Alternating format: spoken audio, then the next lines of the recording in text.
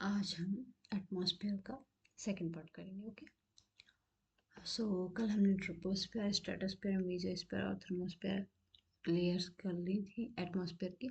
आज हम water cycle से स्टार्ट करेंगे। ओके, सो वाटर साइकिल में क्या होता है? वाटर साइकिल में तीन फेज होते हैं वाटर के: evaporation, condensation and precipitation. Evaporation, condensation and precipitation. जब वाटर ऊपर जाता है तो एवापोरेट होता है, उसको एवापोरेशन बोलते हैं। एवापोरेट होके वो कंडेंस हो जाता है, बादल बनाता है, उसको कंडेंसेशन बोलते हैं। और फिर वो बादल रेनफॉल करते हैं, उसको क्या बोलते हैं? प्रेसिपिटेशन बोलते हैं। ठीक है, प्रेसिपिटेशन, रेनफॉल प्रेसिपिटेशन का एक पार्ट है रेनफॉल। ठीक है, हेलस्टॉर्म, स्नोफॉल भी प्रेसिपिटेशन ही होते हैं। ठीक है, रेनफॉल, स्नोफॉल और हेल स्टॉर्म प्रेसिपिटेशन के एक पार्ट है। ठीक है, सो एवापोरेशन में क्या होता है? वाटर जो लिक्विड फॉर्म में है, पानी के फॉर्म में है, वो वाटर वेपर मतलब गैसेस फॉर्म में कन्वर्ट हो जाता है, उसको एवापोरेशन बोलते हैं। कंडेंसेशन में क्या होता है? वाटर वेपर जो गैस में है वो लिक्विड में कन्वर्ट हो जाता है, उसको कंडेंसेशन बोलते हैं। और प्रेसिपिटेशन क्या होता है? प्रेसिपिटेशन वेदर कंडीशन में समथिंग फॉलिंग फ्रॉम स्काई, आसमान से, क्लाउड से कुछ भी गिर रहा है धरती की तरफ, पृथ्वी की तरफ, उसको हम क्या बोलते हैं? प्रेसिपिटेशन बोलते हैं। Whether it is rain, whether it is snow और वेदर इट इज हेल। ठीक है, okay, water cycle is completed. Next है वाटर। वाटर में हम क्या पढ़ेंगे? 97.2% सैलाइन वाटर है और 2.8% फ्रेश वाटर। ठीक है, सैलाइन वाटर मतलब खारा पानी, समुद्र का पानी जिसको हम पी नहीं सकते, और ओनली 2.8% पानी अर्थ पे है जिसको हम पी सकते हैं। ठीक है, 2.8% में से आइस कैप्स में कितना? 2% है। ठीक है, आइस कैप में 2% है, 2.8% में 2% आइस कैप में है। ठीक है, जो कि 68.7% ऑफ टोटल फ्रेश वाटर है। 2.8% फ्रेश वाटर का ये 68.7% है।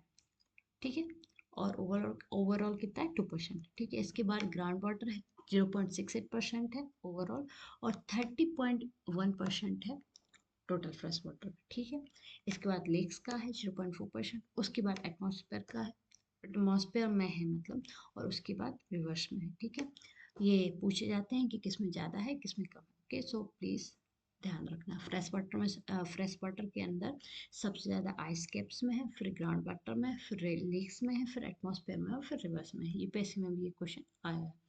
ठीक है, सो फिर इसके बाद ह्यूमिडिटी क्या होती है? ह्यूमिडिटी होती है water vapour present in atmosphere. Atmosphere में जो वाटर वेपर प्रेजेंट होते हैं उसको हम ह्यूमिडिटी बोलते हैं। ह्यूमिडिटी के दो टाइप्स हैं, एब्सोल्यूट ह्यूमिडिटी और relative humidity. Okay, absolute humidity क्या होती है? Actual amount of water vapour present in the atmosphere. Atmosphere में जो वाटर वेपर प्रेजेंट होता है उसका एक्चुअल अमाउंट क्या होता है? Absolute humidity. और रिलेटिव ह्यूमिडिटी क्या होता है? Percent of moisture present in atmosphere compare to its full capacity. Atmosphere में कितना परसेंट मॉइस्चर है उसकी फुल कैपेसिटी के कंपैरिजन में। ठीक है, उसको हम रिलेटिव ह्यूमिडिटी बोलते हैं। रिलेटिव ह्यूमिडिटी का फॉर्मूला है एब्सोल्यूट ह्यूमिडिटी अपॉन में टोटल कैपेसिटी। ठीक है, ओके, ड्यू पॉइंट क्या होता है? ड्यू पॉइंट होता है temperature at which saturation occurs. Due point वो पॉइंट है जहाँ पर सैचुरेशन होता है, मतलब कि जो हवा है, जो वाटर वेपर है, अब वो कॉन्डेंस होने वाली है, उसको हम बोलते हैं। अब उस इस पॉइंट पे, ड्यू पॉइंट में आके वो कॉन्डेंस हो जाती है। ठीक है, मतलब लिक्विड से, वेपर से वो लिक्विड फॉर्म में आ जाती है, उसको हम बोलते हैं ड्यू पॉइंट। ठीक है, ड्यू क्या होता है? ड्यू होती है ओश, जो भी हम सुबह सुबह देखते हैं ठंडियों के मौसम में सुबह सुबह, जो कि पत्तों पे, पेड़ों के पत्तों पे जो ओस की बूंदें कहते हैं, शबनम की बूंदें, ओस की बूंदें जो रहती हैं, वो उसी को हम ड्यू बोलते हैं। ठीक है, और ड्यू पॉइंट क्या होता है? जब वाटर वेपर जो एवापोरेट होके वाटर वेपर बनी है, जब वो कंडेंस होती है, उसको जिस पॉइंट पे वो कंडेंस होती है उस पॉइंट को क्या बोलते हैं? हम ड्यू पॉइंट बोलते हैं। ओके, सो कंडेंसेशन के अंदर ही आएगा ड्यू। ड्यू आएगा, ड्यू वही moisture that forms as result of condensation. Condensation की वजह से जो मॉइस्चर बन जाता है उसको हम ड्यू बोलते हैं। ठीक है, फॉग फॉग फॉग भी एसी का एक प्रकार है। फॉग मतलब कोहरा। फॉग में बिग पार्टिकल्स रहते हैं। मिस्ट भी फॉग जैसा, कोहरे जैसा रहता है, उसमें स्मॉल पार्टिकल्स रहते हैं। ठीक है, no solid surface needed, water vapour condenses around hygroscopic particles. इसमें क्या है?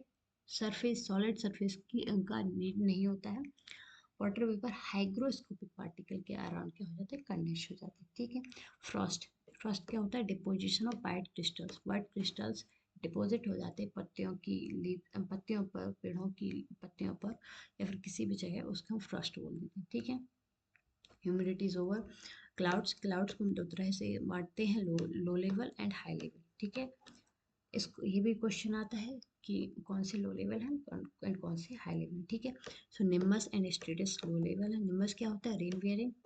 निम्बू वर्ड से इसका डरे हुआ है, निम्बू मतलब रेन करने वाला, तो रेन वियरिंग मतलब जिससे रेन होती है। गहरे काले घने बादल वी कैन से, और अपेक्ट टू सनलाइट, सनलाइट को नीचे नहीं आने देते, ठीक है। स्ट्रेटस क्लाउड होते हैं, लेयर्ड क्लाउड होते हैं, इनमें लेयर्स रहती हैं। क्यूमुलस क्लाउड क्या होता है, फ्लैट बेस रहता है, बेस इसका फ्लैट रहता है, मतलब नीचे से ये फ्लैट रहते हैं ऐसे, और ऊपर क्या रहता है, वूल शेप रहता है, ऐसा ऐसा ऐसा ऐसा, ठीक है, ऊपर वूल शेप रहता है। इसको हम बोलते हैं क्यूमुलस क्लाउड। 4,000 to 7,000 मीटर या फिर 4 to 7 kilometre we can say इसकी हाइट रहती है, और डस नॉट रेन, ये बारिश नहीं करते हैं। फिर ये हाई लेवल क्लाउड का एक पार्ट है क्यूमुलस, ठीक है। हाई लेवल क्लाउड का एक और पार्ट है सर्टस, जो कि इससे क्यूमुलस से भी ज़्यादा ऊपर रहते हैं। ये हाई एल्टीट्यूड बहुत ऊपर रहते हैं, 7 किलोमीटर से भी ऊपर, आई थिंक शायद 12 किलोमीटर तक, ओके। और ये हाई एल्टीट्यूड में फेदरी अपीयरेंस रहता है, फेदर जैसा इसका अपीयरेंस रहता है, फेदर मतलब पंख, पंख जैसे इसका अपीयरेंस रहता है, डस नॉट कास्ट इन, और इनसे भी रेनफॉल नहीं होती है। और ये इसमें क्या रहता है, आइस रहता है, आइस पार्टिकल्स रहते हैं, ठीक है। सर्कस क्लाउड, लास्ट पॉइंट है अपना rainfall. Rainfall is precipitation, rainfall एक प्रेसिपिटेशन के पार्ट है, एक टाइप है, वी कैन से टाइप है, ठीक है। हेल, रेनफॉल के मतलब प्रेसिपिटेशन का एक फॉर्म है, हेल है। हेल मतलब ओले।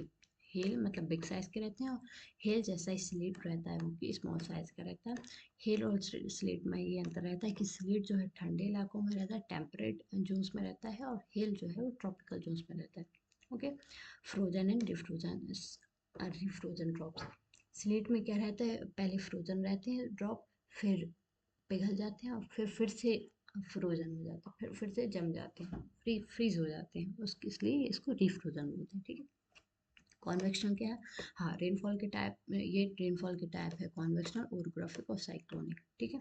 कॉन्वेक्शनल रेनफॉल क्या होता है, occurs when surface of earth is heated by sun.